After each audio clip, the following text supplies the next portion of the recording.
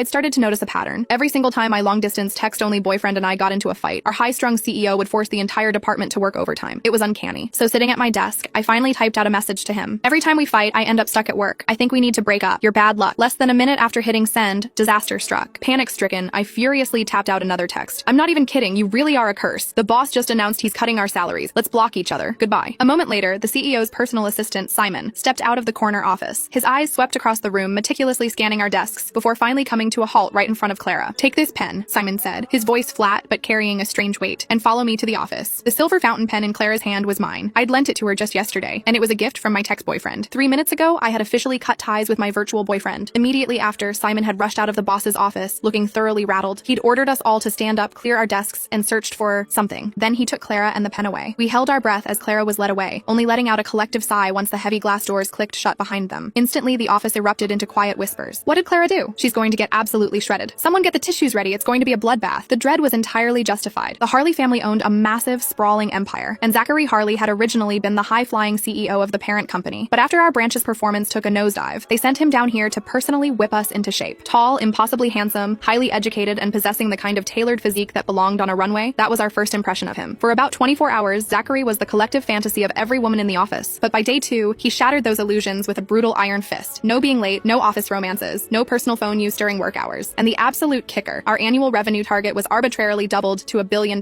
For context, we had barely scraped 500 million the year before. He was ruthless, treating performance metrics like a matter of life and death, moving through the office like a flawlessly programmed, unfeeling machine. People went into his office with forced smiles and came out in tears. If you did well, he expected better. If you fell short, he tore you to shreds without a second thought. He was our resident Grim Reaper. Under the crushing weight of this daily anxiety, I had turned to a coping mechanism, a secret online relationship. It had started as a complete accident. My cousin had gotten a new number, and when I went to add him on WhatsApp, I mistyped a digit. Surprisingly, the stranger on the other end accepted my request anyway. Assuming it was my cousin, I immediately fired off a barrage of random texts. The only response I got was a single question mark. Pissed off, I snapped back. What is your problem? Want to fight? Keep it up and see what happens. The stranger replied with another silent. A prickle of unease set in. I tapped on his profile picture and scrolled down. It was completely blank. No status updates, no photos, nothing like my cousin, who posted every single detail of his mundane life. My stomach sank. Oh God. Cringing, I typed, I am so incredibly sorry. Wrong number. Can I buy you a coffee to make up for it? I sent him a quick Venmo of $5. He immediately sent back 50. Intriguing. I decided I liked him already. After a few more exchanges, I realized there was something uniquely captivating about him. Despite never having met, we fit together with an ease that felt almost predestined. We didn't share names, photos, or occupations. We were looking for a connection of the mind, a sanctuary from our real lives. Eventually, we drifted into a relationship.